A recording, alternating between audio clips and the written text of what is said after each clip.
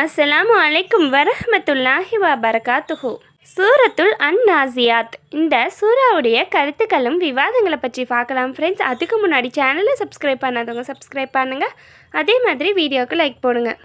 அத்தியாயத்தின் முதல் சொல்லான அன்-நாஸியாத் என்னும் சொல்லே இதன் பெயராக உள்ளது. இறக்கப்பட்ட காலம். இது 78ஆம் அத்தியாயமான அன்-நபாவுக்கு பின் இறக்கி அருளப்பட்டது என்று அப்துல்லா பின் அப்பாஸ் ரலியல்லாஹு அவர்கள் அறிவித்தார்கள். இது ஆரம்ப காலகட்டத்தில் அருளப்பட்ட அத்தியாயங்கள் ஒன்று என்பது இந்த அத்தியாயத்தின் கருத்திலிருந்து உணர்த்தப்படுகின்றது. கருத்துக்களும் விவாதங்களும்.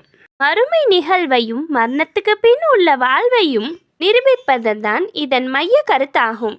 அத்துடன் இறை தூதரை பொய்யர் என்பவரின் கதி என்னவாகும் என்பதை தெளிவாக எச்சரிப்பதும் ஆகும். அத்தியாயத்தின் தொடக்கத்தில் மரணத்தின் போது உயிர்களை கைப்பற்றுகின்ற இறை கட்டளைகளை சிறிதும் தாமதமின்றி செயல்படுத்துகின்ற, மேலும் இறையாணைக்கேற்ப பேரண்டம் முழுவதையும் நிர்வகிக்கின்ற வானவர்கள் மீது சத்தியம் செய்து மறுமை நிகழ்ந்தே தீரும், மரணத்திற்கு பின் மறுவாழ்வு வந்தே தீரும் என உறுதியுடன் எடுத்துரைக்கப்படுகின்றது. ஏனெனில் எந்த வானவர்களை கொண்டு இன்று உயிர்களை கைப்பற்றுகின்றவனோ நாளை மீண்டும் அவர்களை கொண்டே உயிர் கொடுக்கவும் முடியும்.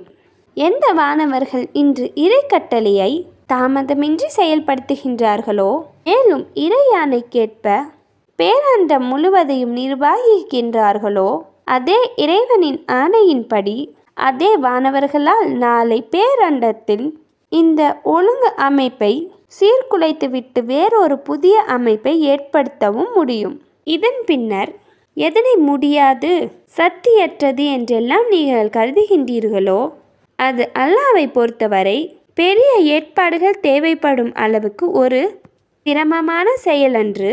பூகம்பத்தின் ஒரே உழுக்கால் இப்பேரமைப்பு சீர்குலைந்து விடும்.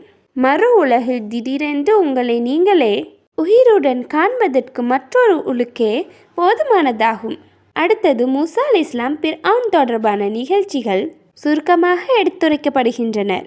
இறை தூதரை பொய்யர் என சொல்லி சூழ்ச்சிகளால் அவரை தோல்வியுற செய்ய முயன்ற ஃபிர்அவுன் என்ன கதிக்கு ஆளாவான் என்றும், அதிலிருந்து படிப்பினை பெற்று இந்த நடத்தையை கைவிடாவிட்டால் அதே கதியை நீங்கள் பார்க்க நேரிடும் என்றும் மக்களுக்கு எச்சரிக்கை செய்யப்படுகின்றது. பின்னர் வசனம் 27 முதல் 33 வரை மறுமையை பற்றியும் மரணத்திற்கு பின் உள்ள வாழ்வு பற்றியும் ஆதாரங்கள் தரப்படுகின்றனர். 34 முதல் 41 வரை உள்ள வசனங்களில் எடுத்துரைக்கப்பட்ட